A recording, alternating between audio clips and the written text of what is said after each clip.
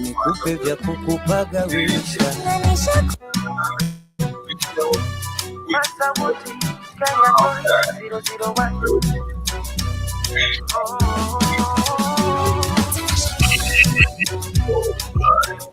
SHI RKO Media. Sosiri nimeshoboka, nataka nibaki nawe, nahisi nimetamani nikupe vya kukupagawisha. Nishakuna unavyonyemelea, I'm not your ordinary girl. Chunga kuhisia umezikoroga, na macho haya naga pazia, tanasha umeniroga, we dada. Masauti, don't rush. You can look baby but you can't touch. Nasikupi, yani mpaka nikuelewe. So kama nakunyemelea, nikamoyo kangu kamelegea, mapenzi mazoea, ukininyima upendo nitachanganyikiwa. Oh no no no no, ninakupenda kikweli. Oh no no no no, miso wale matapeli. Oh no no no no, ukiniacha nitafeli. Oh no no no no, oh no.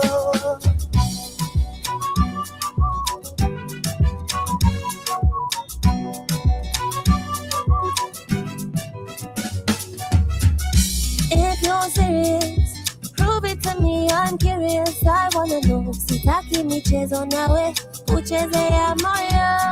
Moyo wangu kipenda, unapenda kweli, nilosema na maanisha. And I see what you say, you could be playing me, kando unanitisha. Siwezi kukutenda wala kukejeli, janja wote kwangu umenisha.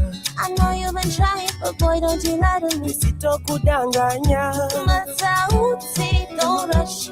You can look baby but you can't touch. Nasikupi, yani mpaka nikuelewe. So kama nakunyemelea, nikamoyo kangu kamelegea, mapenzi mazoea, usininyime upendo, niamini. Oh no no no, sipa sipa si. Oh no no no, I'm not that easy, nimechill.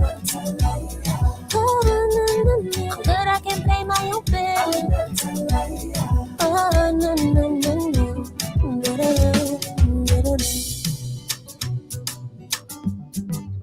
You are a liar. Oh no, I know. Oh yes, you are. Good afternoon. Oh no, I know. Grand Rising. 3 minutes past the top of the hour. You're doing amazing today. Sauti featuring International Donna. Right in the middle of the 21st century. Liar is the name of the jam.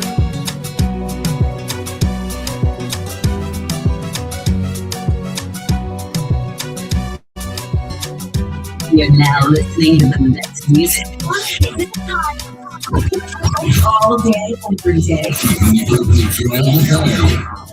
Yes, karibuni sana. I hope you guys are doing amazing and welcome to yet another beautiful conversation right here on the middle of the 21st century.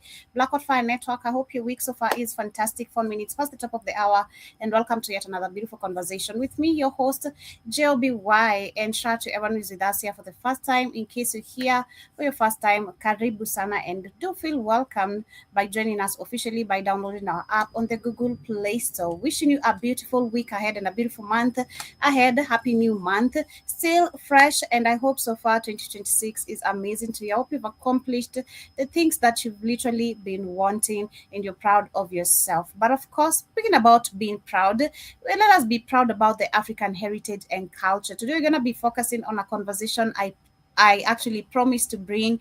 I was not able to find actually videos on a full scale, that can explain and break down things the way I actually expected or imagined, because I do understand this information is barely among us so many generations today. So many people don't know actually how to pass this information. But we still do have a group of people in the Timbuktu region who actually still tap into this particular information. And the video I was listening to, actually, it was being narrated or documented by a white person. So personally, I felt some type of way about it. And I just don't like the breakdown, and it's coming from a white person at this particular point, because some things they're better explained by the people who understand this culture and heritage itself. So we're going to be talking about that, the African traditional masks, how they were very important, how the white people came and lied to us, stole actually also most of them from us, put so many stereotypes and myths about this traditional mask, and also our culture, which has affected us to who we are as a people, and also the role they played. That is what we're going to be focusing on today. But on our news today, starting with the conversation, we're going to be starting with what is happening in Burkina Faso. As we can see, Burkina Faso has been listed as one among the countries added to the global watch list. Of course, we know this is what it is all about. Much more of the conversation coming from Kenya. We have the president who has announced free public university education starting September, and we know also what this is all about. And much more of the conversation also coming from Africa. We have in Ethiopia just a video that has sparked or other going viral currently because of how the Ethiopians are reacting when they see tourists. And the question is, should this be normalized? Should this be the norm? How Africans should have reacted long time ago when we see invaders. That's what we're going to be actually discussing as well today. And part of the conversation, we're going to be looking at also how Mali is benefiting of its resources. We've seen the Alliance Sahel states so far doing amazing, unlike countries like Uganda, who held a whole ceremony to actually unveil a statue of Netanyahu's older brother. We're going to be focusing on that as well. But part of our conversation, or main conversation, is about the Africa traditional mask. So karibuni sana, and remember to keep yourself healthy. As we come back with the conversations of today, kindly do remember to stay healthy. And remember, you can stay healthy by actually checking. Just take a peep. You might not be having everything you want, or maybe some of the things you want, but by you checking, you can actually keep us on the know on what we can add on the cart.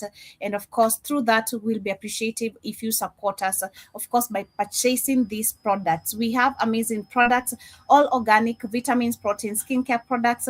But for this conversation, to keep it short, we take Brain and Focus, because again, critical thinking Unlock is your not full with us potential with anymore. Brain and Focus, a powerful supplement designed to boost mental clarity, enhance memory, and sharpen concentration.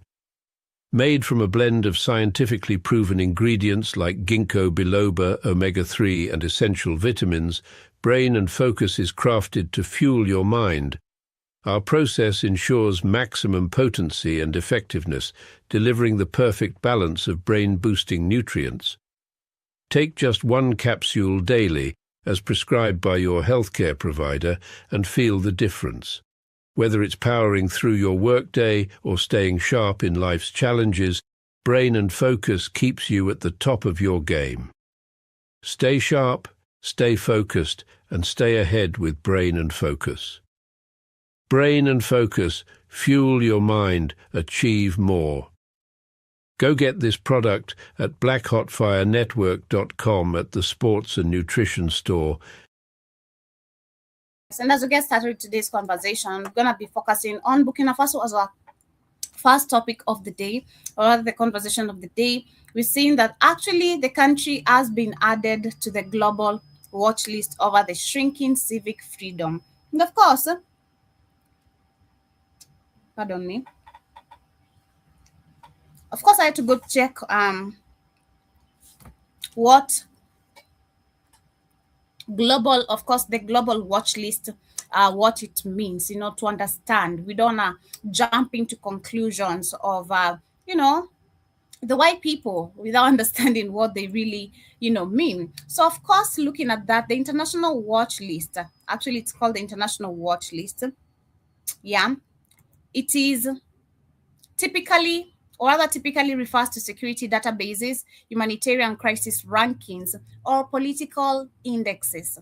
The most prominent examples include International Rescue Committee, Emergency Watch List, and International Crisis Group Watch List, and Government Managed Security Sanction List. I think from there we're good. So, why has Burkina Faso been added on this? According to their media, I understand recently we saw that was what's it called? Canal Plus. Yeah, we saw Canal Plus, which is a French-owned media, who were actually, of course, fined because of accessing the Free State media, which is not allowed. These people were kicked out, told to kick rocks, because all they spread is propaganda about the country, never about the achievements that Ibrahim Traore is doing, never about how many number of times they're trying to assassinate him. It's never part of their media, but it's part of their media to actually consistently keep on reporting about the negative things that happen in Africa, not actually just Burkina Faso. And that's the problem we have till to date. Africa doesn't have many, we don't even actually have those problems that they keep on putting on media. And the problems we have, if left alone, if these people just leave us alone, these are things actually we can solve as a people, as a community, as a country, tribeless and partyless and even leaderless. If Africans left alone, and we understand we only have us, we can actually work together and fix our country. But the problem is that the fact that the white people keep on putting these images about our continent to benefit them so that they can keep on staying here. That's the thing. To stay here. It's not to help us, to benefit us in any sort of way. But Burkina Faso has been added to an international watch list of countries where civic freedom are deteriorating. The rights group Civicus says that the move reflects what it describes as an escalating crackdown on political opposition, civic society organizations, and government crisis. Civicus, which monitors civic freedom in 198 countries and territories, has kept Burkina Faso in its repressed category and the second most restrictive rating on its scale. The countries joined Bahrain, Ecuador, if I'm pronouncing that correctly, Georgia, and India on the organization's latest watch list. The rights group also say Burkina Faso military authorities have shut down more than 1,100 civic society organizations, dismantled all political parties, and intensified reprisal against government critics. And what's the problem in doing that? What's the problem in shutting down 1,100 civic society organizations, which of course they're not helping the country in any sort of way, but creating division, dismantling all political parties, which we've seen and we keep on talking about how they are actually promoting tribalism and division amongst the African people or within the country itself. What's the problem in actually getting rid of that? Didn't we see copy and paste again? Okay, this is what Magufuli did, trying to protect his people, and done the same thing, and they got rid of him. They got rid of him. When Samia Suluhu came back, everything that Magufuli was against, she returned them. Now look at Tanzania today. What just happened the previous election? The previous and the first election after Magufuli passed away. Copy and paste. That is the same thing. So what's the problem in actually getting rid of political parties? We've not seen the Burkinabe people complaining about this. Oh, it's just the white media. And also saying that this intensify reprisals against government. What? Of course. You're the number one criticizers of countries which are working. So when we're trying to shut down people who are criticizing a working system, that's also a problem. Why people? It alleges that the crackdown has included arrest, censorship, and enforced disappearance. That is a lie, which is a lie. These are the same people who are paying terrorists, who they are paying young people who are desperate from different countries to get in through the border so that they can come and kill and rape, and so that they can blame it on Burkina Faso, Ibrahim Traore not being able of managing his security. But he told you. The good thing is that he's educating his people to keep them on the know, how these people put up propagandas, how they are so good at damaging your image. Yep, he's teaching the people. They're saying that the certificate says that political parties whose activities were suspended after the military seized power in September 2022 were formally dissolved in January 2026. Burkina Faso military government has not responded to the group's report. Of course, why should you? The latest report comes weeks after the United Nations announced plans to permanently close its human rights office in Burkina Faso in November. Yeah, because they were told what? To kick rocks. There's nothing they're doing in the country rather than raping women and children. What are they doing in Burkina Faso? What are you doing? What evidence do we have to show that actually you've been creating something positive or bringing something positive towards the African people? Where you are, largely. Reports are the same. Raping, killing, there's nothing you're doing, and protecting the resources that are being extracted from that country. The closure means that there will no longer be an independent international body based in the country to document alleged human rights violation as the conflict continues. Where? You mean that the closure means there will no longer be an independent body based in the country to document lies? That's what you're trying to say? In February 2026, Burkina Faso authorities suspended the United Nations Human Rights Office shortly after UN High Commissioner for Human Rights Volker Turk called on the government to end its repression on the civic freedom, which again was a lie, because there's no anything like oppression. There's nothing like oppression going on in Burkina Faso. There's multiple evidences showing people are happy of the positive results that this man is actually doing to change the country and the lives of the people. We saw recently the buses, the roads. There's free healthcare system working there. Already there's schools are free. There's electricity being put up in every county and every country. Even the villagers are not being left out. Everyone, that's what they're mad about. You want to see Africans at the bottom so bad. So bad. You can never make up this kind of pleasure with white people, how they find pleasure in seeing Africans suffering. The Civicus report also comes as Burkina Faso, alongside Mali and Niger, prepares to leave the International Criminal Court. Of course. And which is so the International Criminal Court replying, oh, this is no. Why can't you let countries stand independently? We see what can unfold, what can happen when they are left alone. You must interfere in every affair, trying to prove your point, which is never valid. And that is what you hate so much, because Burkina Faso, Niger, and Mali are proving you guys wrong in front of the world. In front of the whole world.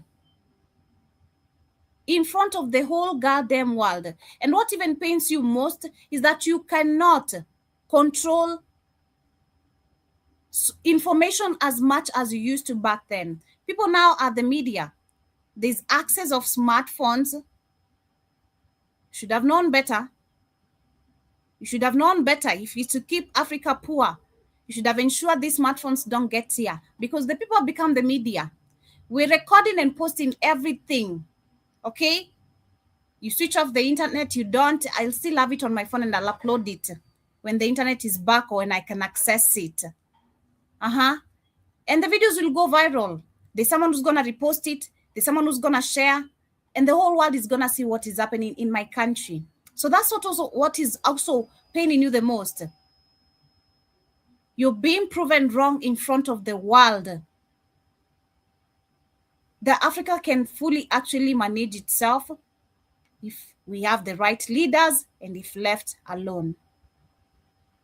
The human rights groups also warn that the move could further weaken accountability for allegedly abuses by state forces and armed groups across the 3 countries and the wider Sahel region, which is a goddamn lie. Let's look at actually, of course, the comments. Some people are saying this is the Western media propaganda. They are planning to destroy the country's new government. Exactly.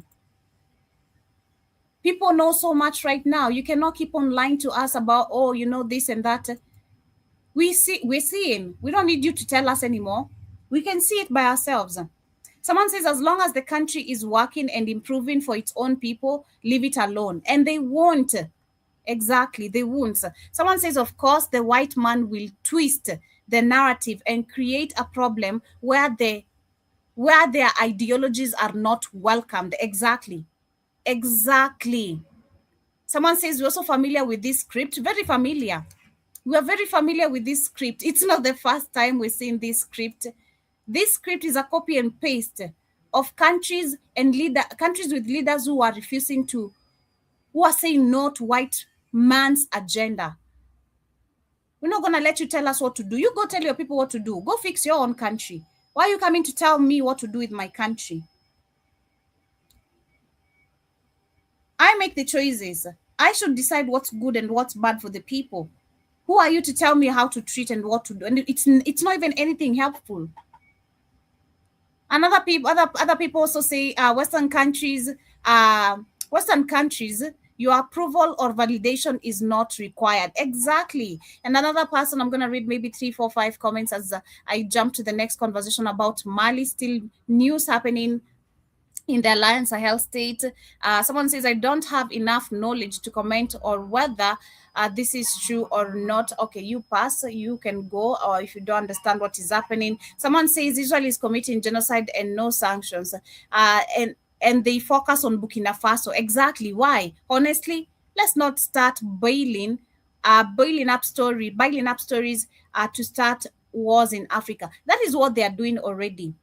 This is all propaganda, because they want to get hold of Burkina Faso back so bad. The whole of the Alliance Sahel region. They want to get hold of these resources that are benefiting the country and the people. Because what do you mean now Burkina Faso, majority of the parts have roads, lights, and the country is working and people are employed? Are you kidding?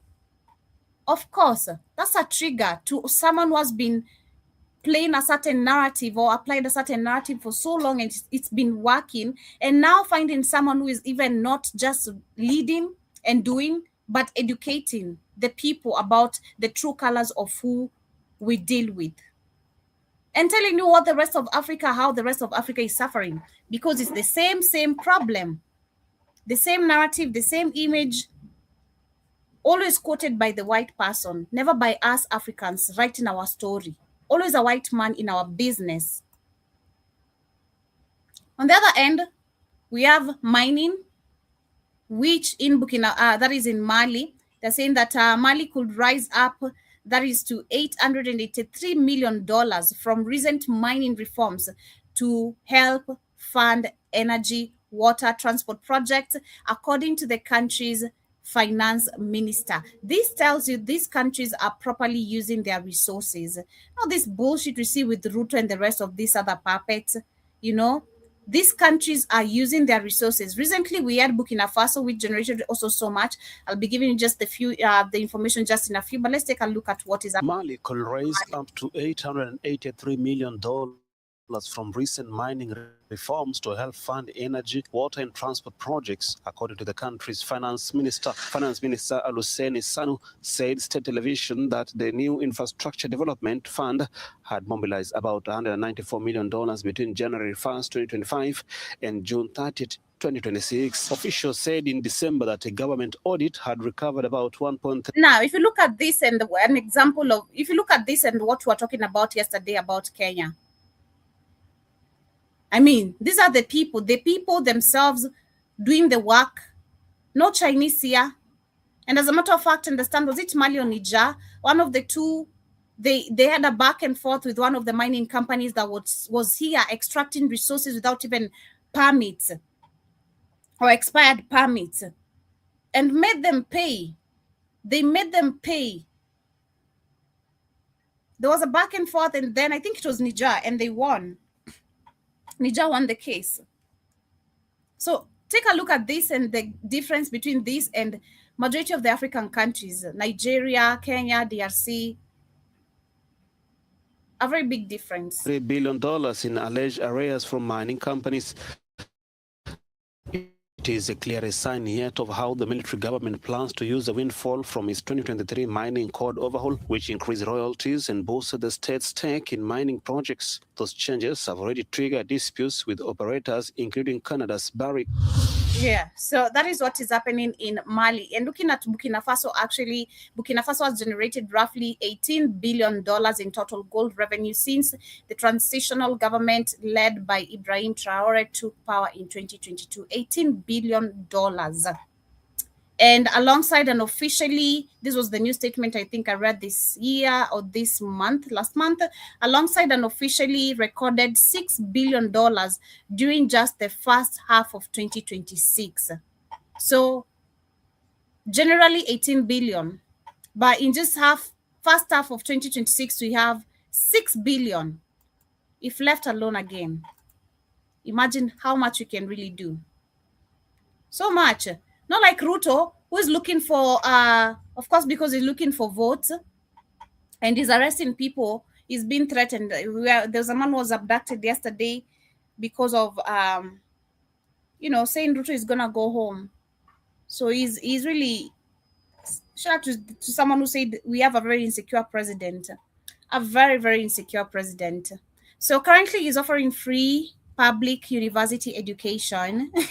This is actually after months. Take you back in 2024, when majority of the people actually turned out on the streets, not only are they youths, but also majority are students. Students who are also working and paying bills at the same time, because the Gen Zs are multitasking everything, I'm telling you. Go to school, go to work, pay bills, So the same people who are on the streets demanding reduction of tax, they were also actually demonstrating about the HELB. We call it the HELB, where actually there is a certain, I think it's about a certain amount, I think the loan given to the university students, and it was, I think, increased or removed. Can't remember clearly, because there's been just issues since Ruto came into power. University students not getting these funds. So now he's offering free public university education. Why? Because he's looking for votes. Of course, he's looking for votes. Ruto is looking for votes. This is not just something that is going to last for the next 5 years, and even if he becomes a president. This is for the votes. The Kenyan President William Ruto has announced that public university education will be fully funded by the government at the beginning of September 2026 intake, marking a major shift in the country's higher education policy. Under the new plan, all students who qualify for admission to public university colleges and the Kenya Medical Training College will have their tuition covered, replacing their previous income-based funding model. And the government says that the reforms are intended to ensure that no eligible student is denied higher education because of financial hardships, which is a goddamn lie. Let me just take you to TikTok just very quickly. We hear the Kenyans' opinion, because for those who understand, we know very well, this is just for election. This, you're going to pay, yes, it's going to be free, probably till the time of election, and then after election, that deal is taken away. You go back to your pocket.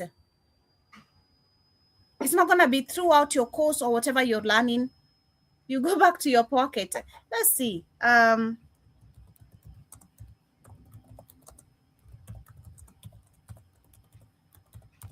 Let's see, just a minute.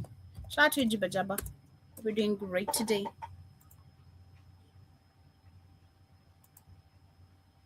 It will not matter the background of any child in Kenya. It will matter. Do you know how many children we have in the streets who have not gone to school today, leave alone university? Do you know how many children we have in the streets who cannot go to school because free public of education is being taken away now. Okay, leave alone that. Okay, fine. Do you know how many counties we have in Kenya? We just talked about this last week. Do not have schools. Students are studying under trees. Do you know how many counties in this country people don't have schools? But he's talking about it will not matter where you come from, you will have access of education. Let's start with the minor ones. Let's start with the minor children. Why can't we build boarding schools, accommodative enough, government funded, with beds, food, everything, clothes? Well, all the children in the streets, if they cannot be taken to rehab, for those who have used drugs so much, let them be taken to school.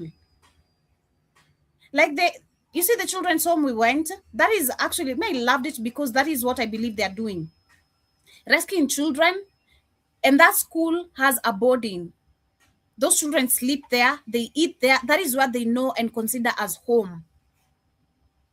So why can't we have such government-funded programs? And they could be so many, and they could be so helpful. They could be so helpful. We have no goddamn idea. So helpful.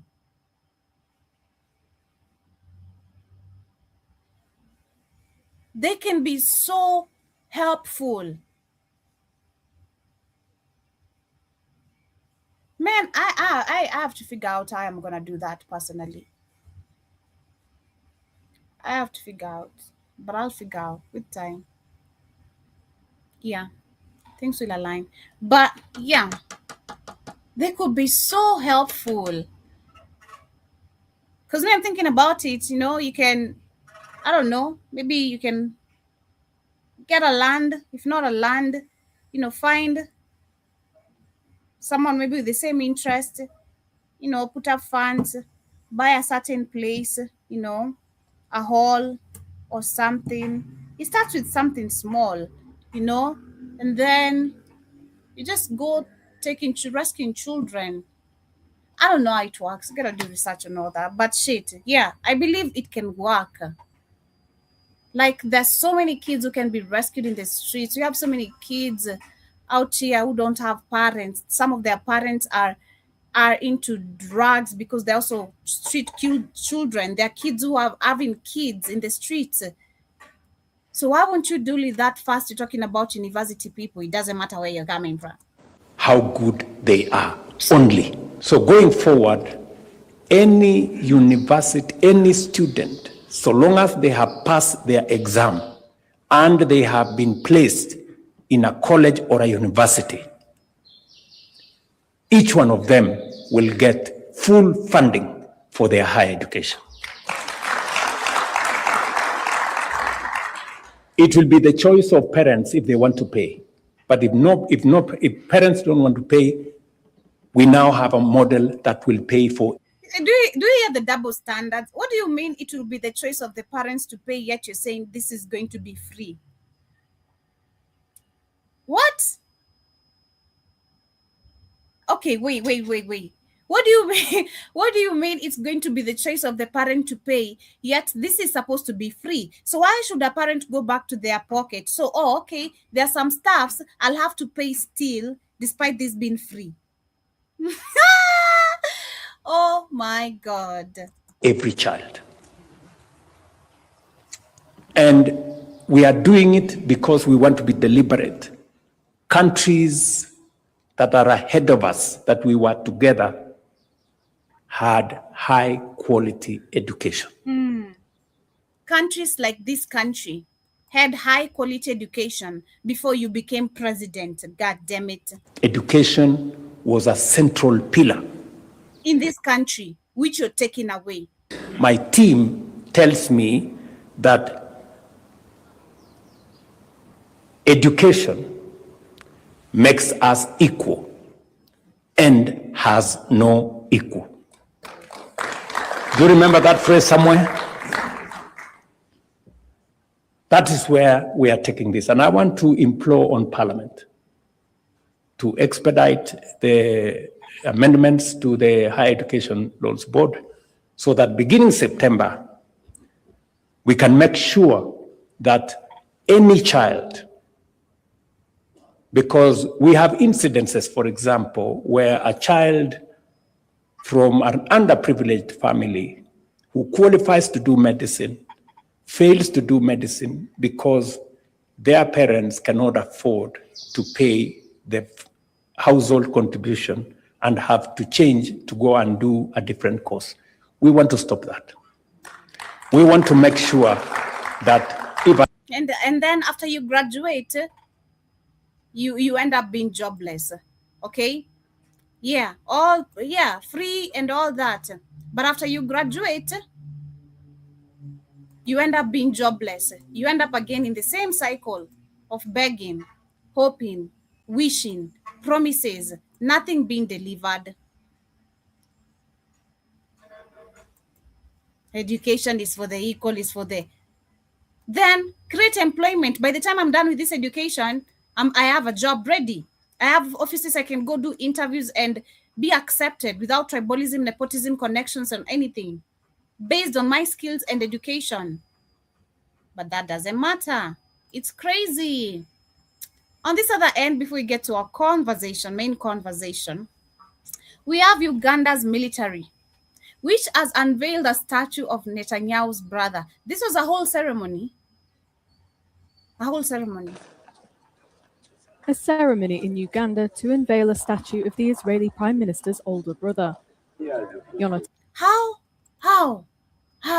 Make this make sense. We have bigger problems to deal with.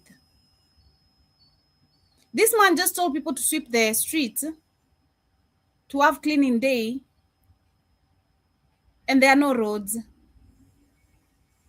But put up a whole ceremony to unveil us. What is Netanyahu's brother statue doing in Uganda? For what? How is it helping Ugandans' history? This should be just for laughs. Netanyahu was killed during a hostage rescue operation in the East African country in 1976. The statue was unveiled by a Ugandan military chief who hailed Netanyahu's character. It is a great honor and privilege to join Captain Crunch you crunching at this historic site as we unveil this monument to Lieutenant because they're saying, Joby, good morning. I gotta say this. I didn't mean it comes. I'm not even gonna go there with this because the puppets are saying, "We with you, white daddy. We know you control us." If you guys remember, Idi Amin killed. I think that was one of the dudes they killed. Idi Amin killed them because they invaded the country and were trying to overthrow him. And he was murdered. No, he was killed, not murdered, because Netanyahu's brother invaded Kenya. That's when these Jays can do what they want to do.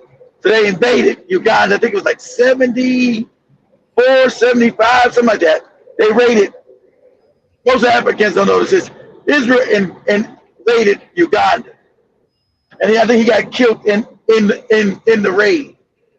And so he's being bootlicking niggas, Museveni and his Captain Crunch son. And said, we know white daddy.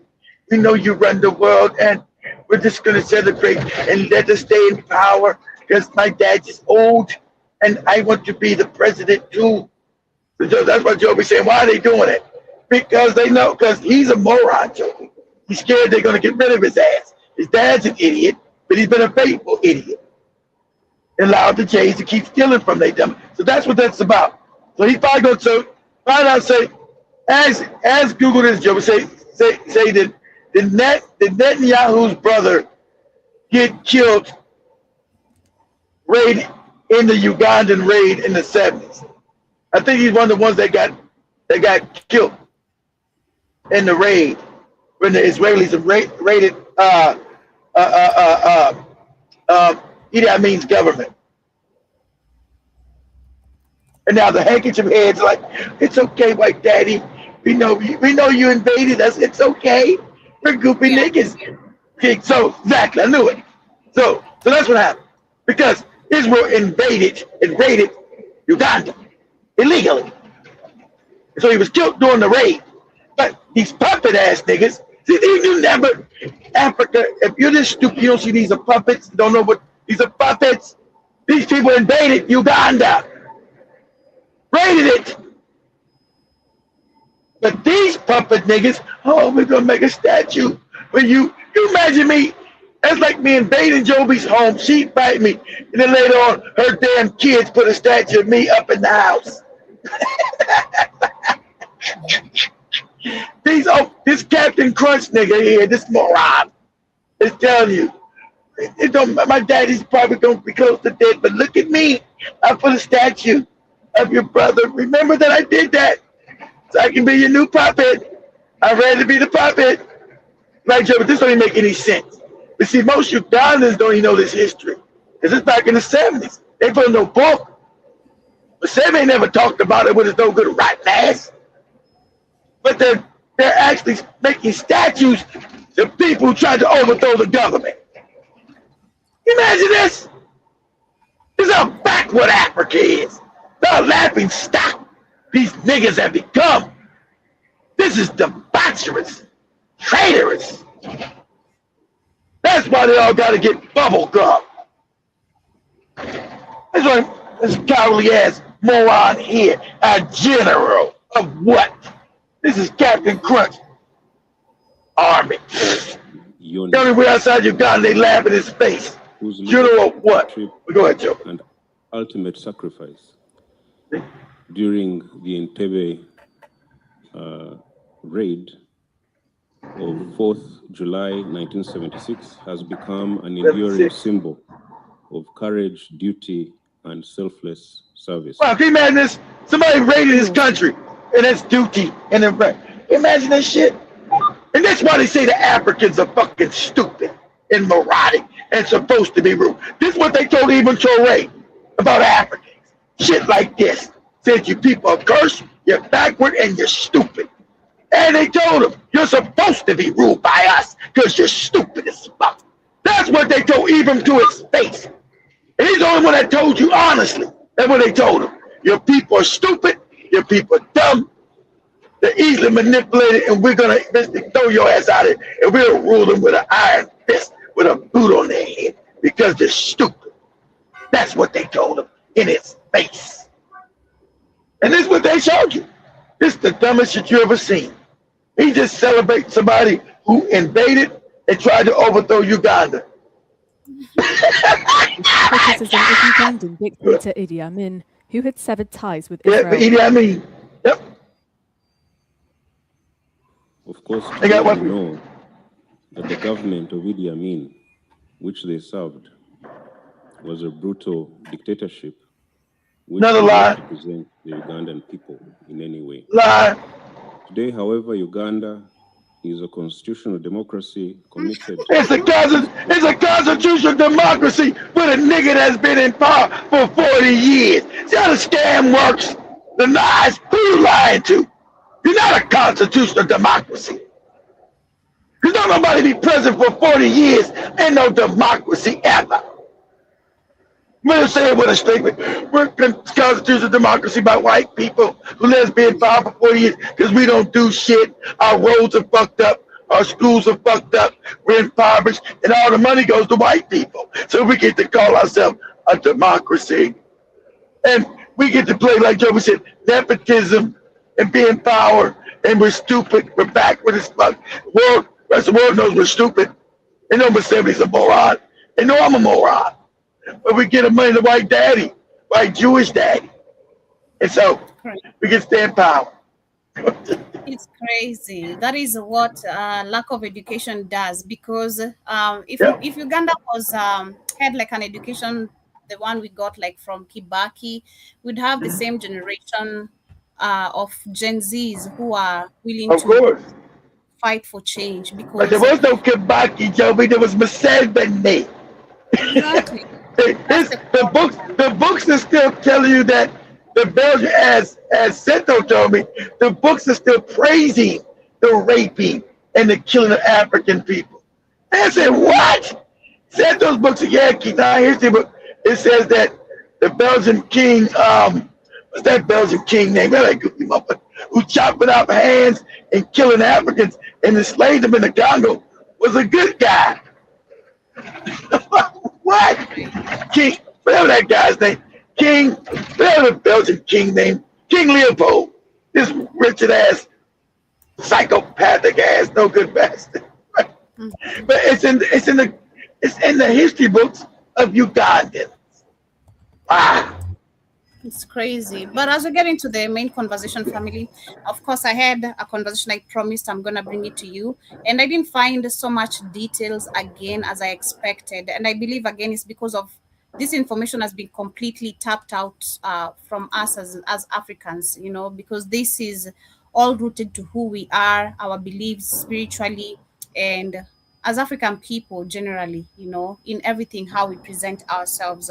Talking about the African masks, last week I did hint a few conversations about it, and I said I'm gonna try do a full conversation about it as we learn about some of them. So, of course, again, I've not been able to find a whole wide range of information about all these masks, but I do believe they still exist, if you ask me. I do believe there's still some communities in Africa and every African country that still hold these spiritual beliefs, but at a very low percentage. At a very low percentage, because so many people have been, of course, with the help of the white man, I'm going to say that, he has destroyed us completely to believe that this is witchcraft. You know, this is nothing to do with us. This is, you know, evil beliefs. You're not supposed to be having anything to do with this. So with the African people who have, even over the years, who have been having these traditional beliefs or, you know, spiritual deeds preserved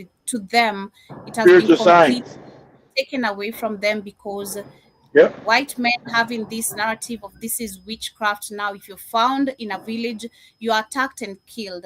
This has become a problem because in many African countries, this is something that happens. You can't actually openly, widely be known you practice or... You're attacked and killed, but yet those masks are worth millions of dollars are now up in the museums of France, Britain, Germany, Netherlands, Denmark, Spain, Portugal, Italy, Austria, and Switzerland. Those masks are being displayed and making white people millions of dollars. But in Africa with you, your mind is so fucked up, so you've been made so anti-African that you'll be killed for being African. Make it make sense. It's crazy. So let's share this as we start or continue. Long before Africa was divided by borders, languages, or foreign flags, there was a time when the land itself breathed with spirit. Every rustle of wind in the tall grass carried whispers. I really tried my best to find a video done by an African on the ground showing us there is nothing. Completely it's gonna be rough, Joby, because you lost yourself. Exactly. You can't. You try to use discernment, use the best white man you can. It's gonna be a little biased, of course, but that's all you can do. Remember, the Africans have been devoid of their own self. That's why you got all the problems with Africa. The African has been taken away from self, Joby. Your own self, hatred of self, which is masterful, keeps you impoverished, keeps you backward, keeps you worshiping other people who hate your ass. It is the most brilliantly wicked shit I think ever been done to a people. From the ancestors. Every thunderclap was believed to be the voice of gods, speaking to those who still listened. In that age, when man and spirit walked side by side, the ancestors did not die. They transformed. They crossed the thin line between the visible and the unseen and took refuge in masks.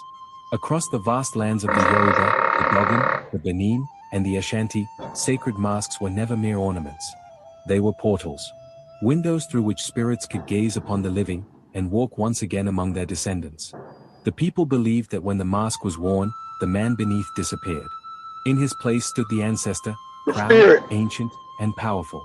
Through and the funny thing about this, we know this is actually by science, it's factual. That's how deeply the African was so fucking intelligent. It's crazy. You go back and actually learn. It's fucking like these motherfuckers were brilliant, but you're too stupid now to know how brilliant African people are. these motherfuckers were brilliant. Because this is all neural and what they call quantum physics. It's all factual. But how do they know this? You go on the walls of Kemet today, and they understood what they call the waters of noon. They were explaining quantum physics 5,000 years ago. You're like, these motherfuckers were super geniuses. White man talking about some dirty cracker with a dirty suit walking on water nonsense. Young people knew actual science. How things actually really work. It is the most brilliant shit. You're like, wow, how did they know? You're like, how did they know this? Not supposedly say, how did they know these things? Because we know it's a fact. Because we know what they renamed spirituality called it quantum physics. We know what the ancestors knew in Africa was real. It's science. Not no witchcraft, not no superstition. It's science. So you imagine how advanced they were? There's a I'm gonna show it tonight on our show. They were so advanced. The Africans knew how the very existence of the universe starts. It is like, what the fuck? But anyway, go ahead, Jim. I don't want to interrupt. Go ahead. The dead could breathe again. Among the Yoruba, this sacred return was called the Igungan, the power concealed. Each year, when the dry season met the first rains, the villagers prepared for the great dance of the ancestors. Men who had fasted, purified, and sworn oaths would enter secret groves. And there, away from mortal eyes, the priests awakened the masks. The masks were not made, they were born. Carved from sacred wood, blessed with animal blood, and dressed in the cloth of lineage, each mask represented a family's ancestral spirit. And once the dancer wore it, the veil between worlds shattered. Children hid behind their mothers. The air thickened with unseen presence. The ancestor had returned. They say when the Igungan dances, the ground itself listens. His feet never truly touch the soil, because they are no longer human. Each step echoes from the world of the living into the world of the dead. And every twirl sends blessings or warnings from the unseen realm. Understand? So remember, the European is a moron, especially back then. He didn't know shit. A filthy, savage people come see this. They don't know what they're looking at. They don't know how to do it. What is this? What is this stuff these niggas are doing? Remember, they're too stupid and savage and not intellectually able to understand this, so they just label it witchcraft. It's a craft of witches. Remember, because they thought everything was witches. Remember, because Europeans are superstitious. Witchcraft is witchcraft. This is science. That's why I told you why you got the CIA running around in Africa today trying to find the real people who still know what this shit does. Because it's actual science. It's real. This is real. Because Africans are connected the spiritual to the source of the universe, the creator. The feminine source. Yeah, God is mostly a woman. Sorry. That's what evidence shows. That the creator of the universe is a woman. And a man, but more than that, but mostly female. That's what evidence shows. That's why the first person on the planet is a female, not a man. Facts. Anyway, this stuff is science. But the African lost the knowledge of this. By the time the European showed up, he probably lost the knowledge to explain it. It just became traditional. Because we were going through a sleep period. Universally, we were going through a sleep. A part of being retarded. Retardation, the African was going through a sleep, a loss of knowledge. But this is all science. And it's advanced, high spiritual science. The most brilliant shit. And me seeing as a kid, like, whoa, that do like witch stuff. Because I was too stupid to know what it is. But you understand, everything's connected. Trees talk. Trees are living things. That's why they went to a certain tree and carved it from a certain tree. Trees are living spiritual beings. Trees talk and can hear you. White people can't do it. Oh, you're talking to a tree. Yeah. Africans talk to trees. You know why? Trees live. They're living beings that can talk to you. And you can talk to it. Yeah, that's how deep this shit goes. But you be low vibrational, you can't. You gotta be high in spirit, godly to do it. They told you, oh, that's witchcraft, it's bad. No, it's science. Go ahead, Joby. For those who wronged the family or broke ancestral laws, the Igungans' dance could turn fierce. The mask would leap toward the guilty, striking them with sacred whips, cleansing or punishing the soul. Yet for those pure in heart, the same dance brought fortune, healing, and protection. The idea of the mask as a living being did not belong only to one people. Far north in Mali, among the Dogon, masks told the story of creation itself. They believed the first mask was carved by Emma, the creator god, after forming the universe. The mask became the bridge between heaven and earth, between men and their star ancestors, the Nommo, celestial beings of light and water. Each Dogon mask represented a cosmic truth. The Kanaga mask with its double cross was the path of the sun across the sky. The Siraj mask, towering meters high, now we know, pause it. Now we know the Dogon come out of Kemet, came out of ancient Egypt. Kemet never called no fucking Egypt. And the people up there, not people got the shit today, those are not African. We know Kemetians also live in Kenya. Live down in, because they spread it out. We know they went to Mali. We know they went to Kenya. We know they went to South Africa, which became the Zulu later on. We know all these tribes split up, became different tribes, leaving Kemet as the savage barbarians invaded. So we know that ancient Kemet is in Kenya. Ancient Kemet is in South Africa. Ancient Kemet is in Mali. That's why you know you're the same people. All these borders are fake. That's why you see the traditions are similar. Through time and space, they take on a different form, but they're similar in practice because you're the same people.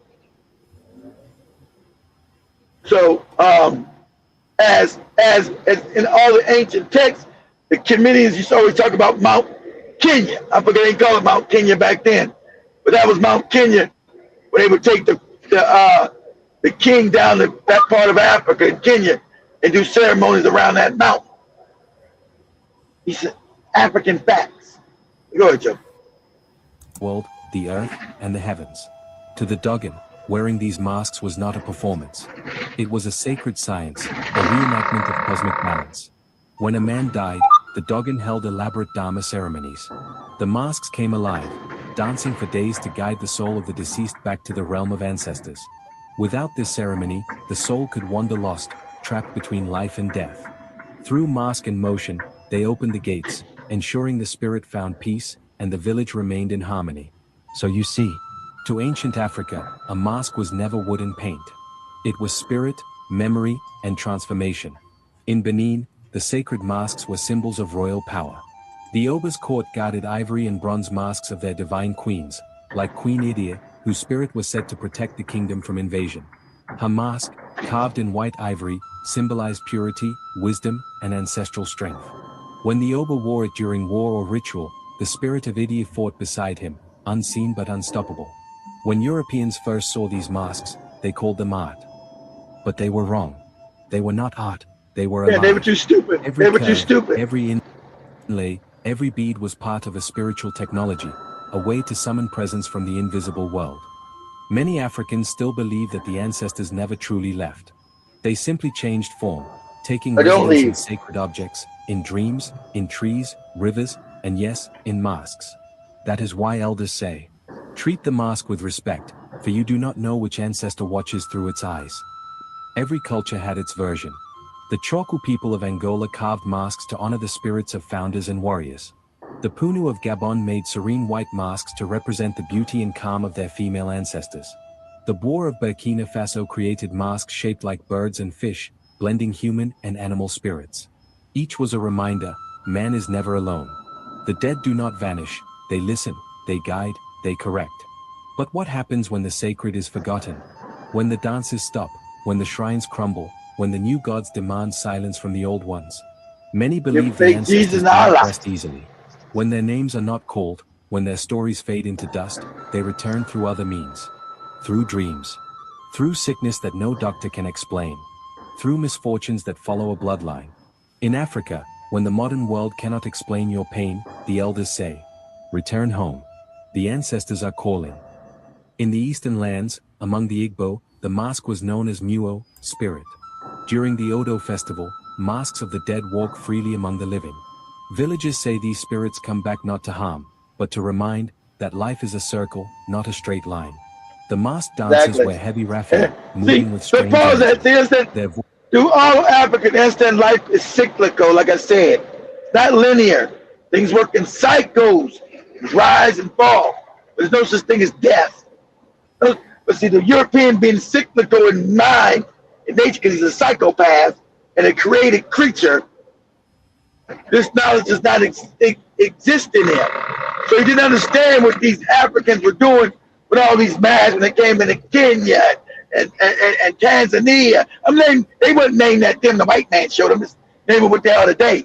In Uganda and Ghana and Nigeria, Guinea Faso, South Africa, all these masks. What are these niggas doing? What's all this witchcraft in Africa? They're all evil. But the Africans were not homosexuals. They wouldn't fuck each other in the butt. They wouldn't rob each other. There was no crime. Imagine that. But today you got crime, homosexual, everything. Since they took on the white man's identity, Africa's a fucking basket case. Before the white man got control, read about Africa. No crime, no poverty. Oh, there were no Kiberas, no. That's not your history. There was no poverty in Africa. So your mind can't even fathom that today. No, you ain't no poverty in no fucking Africa. How would you? It's on the richest continent. But no poverty in Africa didn't exist. No poverty, no starvation, nobody living hand to mouth, no one hungry because you got the best land, you were growing food. So there was no hunger. That didn't exist in Africa. There were no famines and shit like your goofy Bible saying. How could it be? You had the best land, so you were always farming. So there was no starvation, was no jails. There wasn't even no jails in Africa. No jails. So you're talking about a righteous people. I'm gonna tell you what you lost, Africans. And you were given savage culture by savages. You had no prisons, they didn't exist. So it means you didn't have any crime because your people were spiritually righteous. You had no theft. Who would you need to steal from? Because everybody had. It was communal. African people are communal by nature. Europeans are selfish and thieves by nature. But your history's been taken away from you. We say, well, we didn't have prisons. No, why would you? Who would go to prison? You shared everything. You didn't hoard shit. There was no slums. Now you got slums all throughout Africa. Why? Because the white man, moron, you gave up being African. And the Arab, you took their culture. Women weren't pushed to the back. Women weren't wrapped up like mummies and shit. Those are other lesser people's culture that you've taken over, and it's fucked up Africa. Africa's fucked up. Know why? Because you're non-Africans now. That's why. Why you got prisons, theft, poverty, starvation, because you got non-African cultures. Everybody knows it. I'm not the only one that said that. That's a fact. Go ahead, Joe. Voices are distorted, unrecognizable. For those few days, the boundary between worlds dissolves. Even those who left the village long ago, men who became Christians, scholars, and city dwellers, still dream of the festival. Something ancient stirs within them, something their ancestors will not let go. Across Africa, the forest is never just a place of trees. It is a living temple, a dwelling of spirits and the birthplace of masks. When a carver enters the forest to find the right wood, he does not simply choose. He listens. He waits for the tree that calls him. He offers cola nuts and prayers, asking. What happened when the white man showed up? Oh, he started cutting down all the trees in Africa for money. Africa knew trees and forests are spiritual places. White people don't. White people don't give a fuck about nothing. Talking about a savage. All the trees getting cut down. Go ahead. For he knows, if the tree is unwilling, the mask will carry a cursed spirit. We do not make masks. We release them. The mask is not worn for beauty. It is worn for communion. When you wear it, do not think you are dancing. You are speaking the language of spirits. And they will answer. What the West calls myth, Africa calls memory. Because long before paper, television, and archives, masks preserved the living archives of the people. Through ritual and movement, they stored knowledge, spiritual, social, and historical. The Ugandan reminded people of moral law. The Dogon masks taught cosmic order. The Benin masks guarded royal authority. And the Odo masks preserved ancestral honor. Together, they formed an invisible network, a spiritual web connecting millions across time and tribes. Even today, when an African walks with confidence, speaks with the rhythm of proverbs, or feels unseen protection in danger, they say it is the hand of the ancestors still walking beside them. But the sacred masks did not survive untouched. When foreign ships arrived and missionaries burned shrines, thousands of masks were taken, missionaries, to Europe and America, placed in museums and labeled museums. What the world saw as relics. The missionaries came and burned your shit down. But in your goofy books, the missionaries came to help us steal all our shit and burn shit down, and then teach us to be savage like them. Go ahead, Joe. Spirits trapped behind glass, stripped of worship, waiting for home. There are stories whispered by night guards in museums, of strange sounds, shifting shadows, eyes that seem to follow them.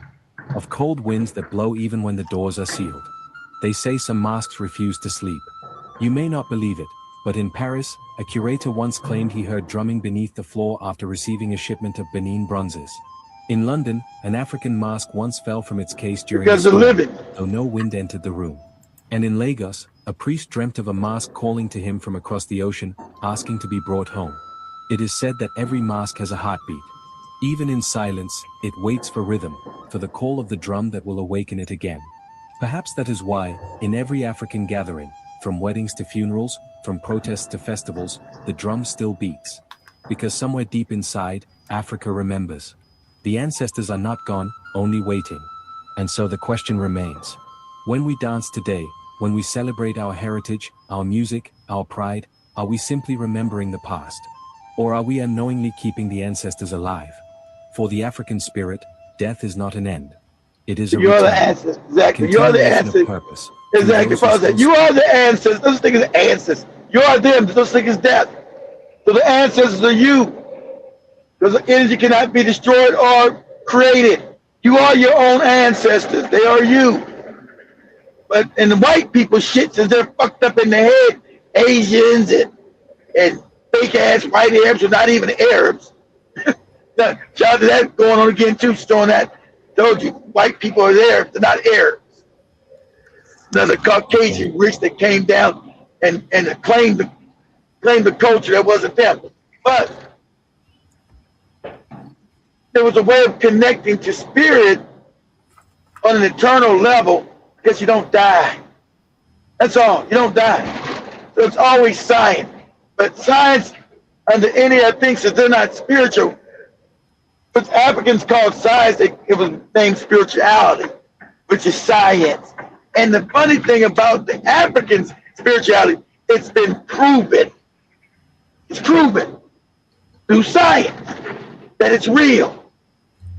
Prove that Allah bullshit ain't real, that Christianity bullshit ain't real, it's all fake. But African spiritual science, they said was evil, is actually science. It's real. It can be quantified. Go ahead, Joey. Names. And when the dancer lifts the mask, when the drum calls and the dust rises, for a brief moment, the ancestors walk again. They never truly left us. They are here, watching, listening, waiting for the next dance.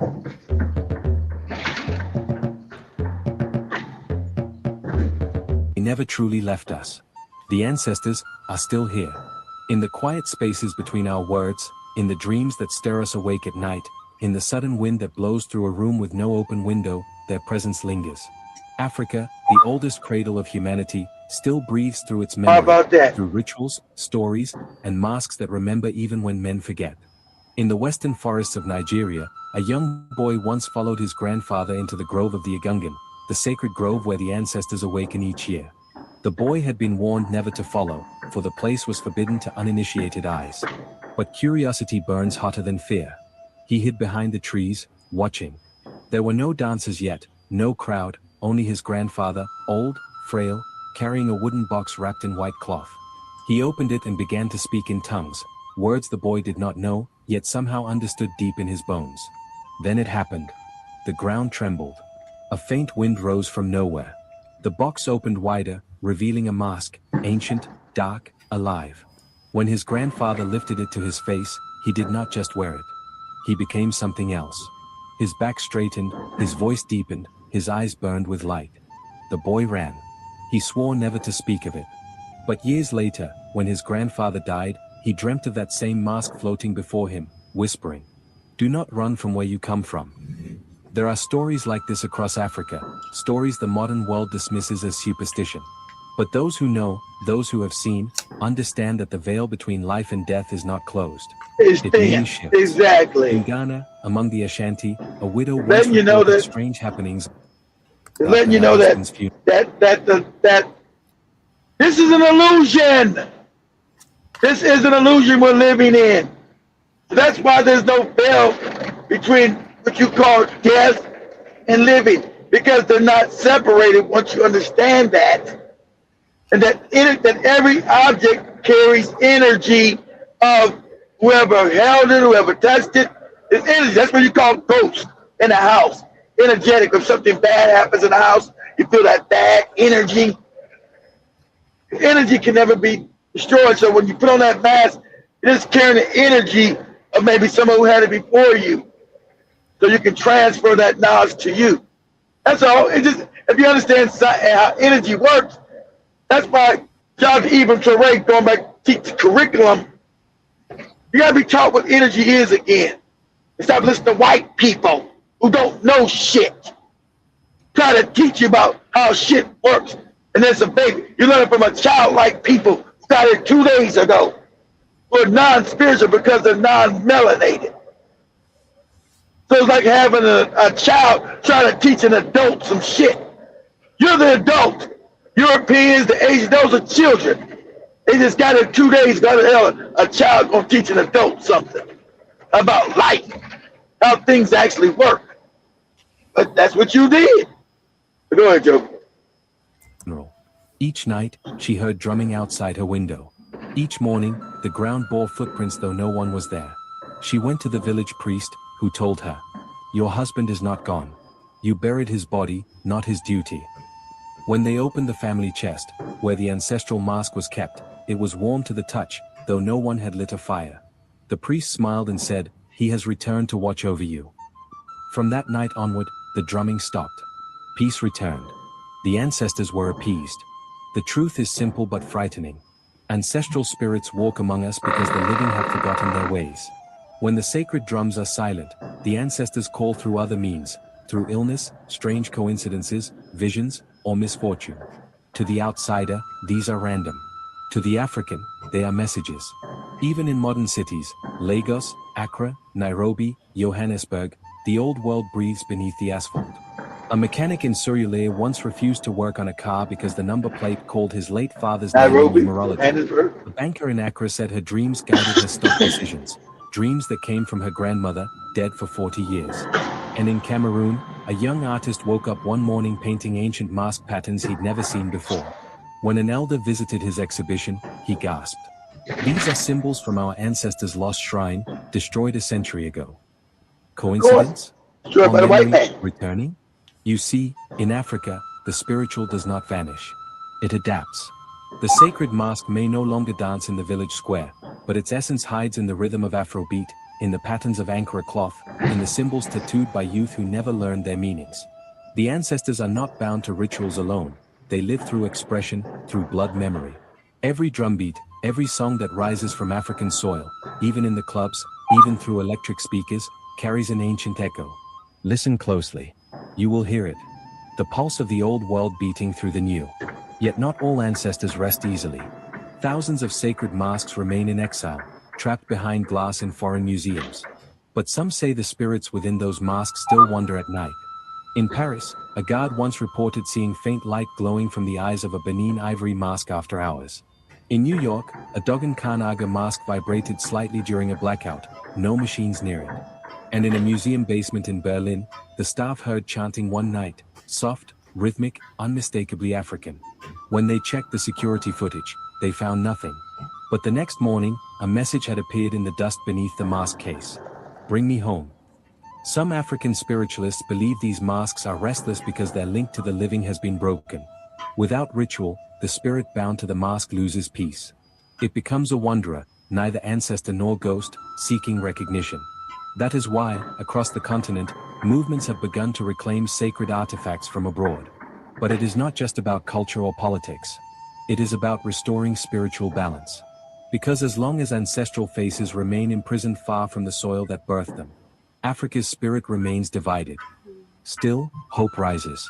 In villages and cities alike, young Africans are reviving the old dances. They create festivals that blend the sacred and the modern. Afrobeat meets Igungan, ancestral chants meet trap drums. And when the masked dancers spin beneath neon lights, something powerful happens. The crowd goes silent for a heartbeat, as if the ancestors themselves are watching. Some elders say, when the youth remember the rhythm, the ancestors smile again.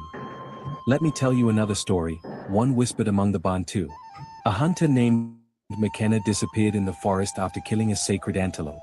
For 3 days, the villagers searched, nothing. On the 4th night, his wife dreamt of a mask with red feathers and eyes like fire. The mask spoke. Your husband broke the law of balance.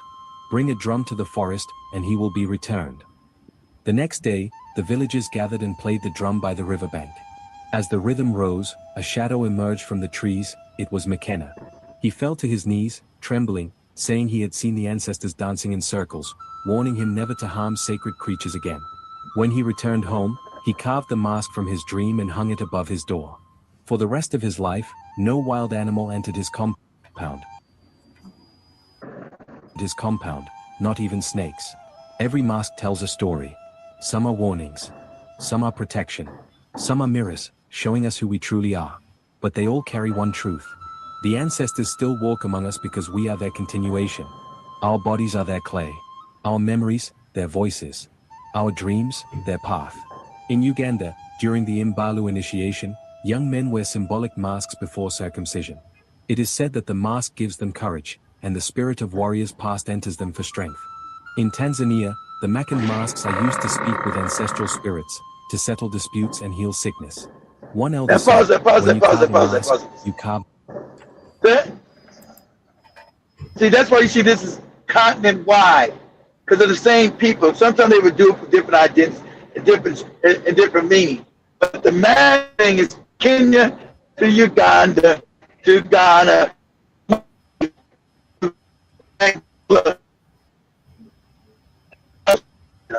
Because you're breaking. You're breaking. A bridge. Step upon it carefully, for it does not lead to earth, but to memory. And in South Africa, the Zulu Sangoma, the traditional healer, wears beadwork and painted faces that echo mask symbolism. When she dances, possessed by the spirits of her forebears, her eyes roll back, her voice changes. To outsiders it looks like trance. To Africans, it is lineage, the living and the dead joining hands again. But not every return is peaceful. Sometimes, when ancestral laws are broken, the masks turn from protectors to judges. In a village near Oyo, Nigeria, a man stole an ancient mask from a shrine to sell to tourists. Within days, he fell ill. Doctors found nothing wrong. He confessed to an elder, who took him to the grove for cleansing. There, he returned the mask and offered palm wine and prayers. That night, he dreamt of an old man smiling, saying, "You have learned. Do not forget again." By morning, his fever was gone. The mask, they say, had forgiven him. These are not ghost stories. They are reminders that in Africa, the spiritual world is woven into the everyday. To ignore it is to forget half of reality. That is why elders still pour libation before speaking in public.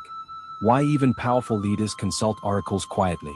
Why a grandmother whispers prayers to her late husband before cooking for the family. Because they know, the ancestors are not gone. They are listening. In the modern age, our masks have changed form. They are no longer just carved wood, they are digital profiles, symbols, faces we show to the world. But even in this new mask of technology, the old spirit hides. The desire to remember, to honor, to connect, it is the same heartbeat, pulsing across time. And maybe that is why African storytelling, music, and dance still move the world. Because when Africa speaks, the ancestors speak through her.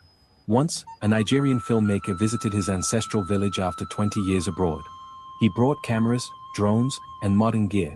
But when he entered the old family compound, his battery died instantly.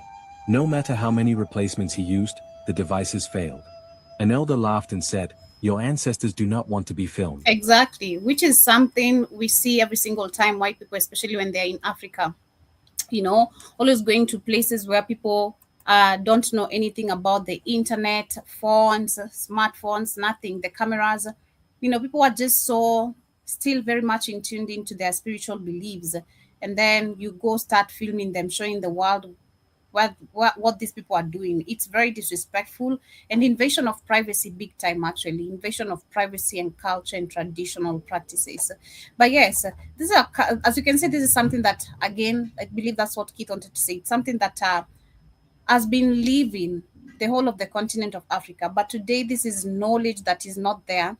That's why I was doing my research. I didn't even see one video which is purely explained by an African, breaking down all this information, because it's no longer there. People believe in Jesus. People know the history. Again, it's crazy how we've been made to believe that religion is our history. Sadly, Africans think that religion is our history. Christianity, religion is our history.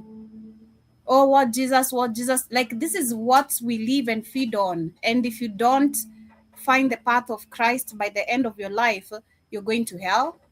I'm already living in hell. As they live in heaven, taking everything away from us. It's so crazy. Our history has been taken away from us so bad. And I do hope slowly people can tap into it.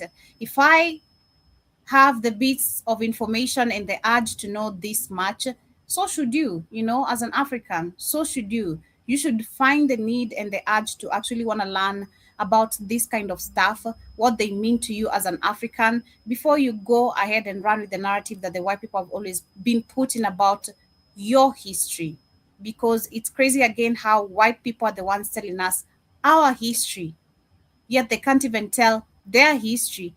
I always say it's funny. Isn't it funny how we don't see anywhere where there's no books claiming or telling the history of white people apart from just the Bible?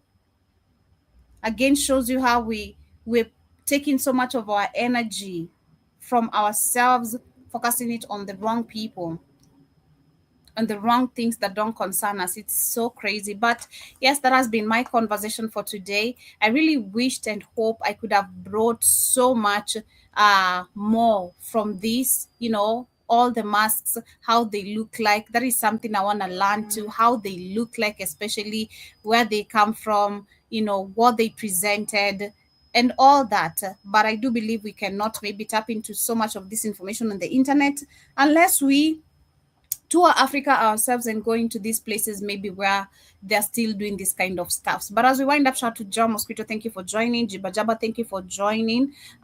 You are welcome. I see you saying that you didn't know any of this. It's information we learn every single day. And Jiba says, are there ancient pyramids on other mounds in Kenya? No, we don't have them. And if they are, maybe I don't know.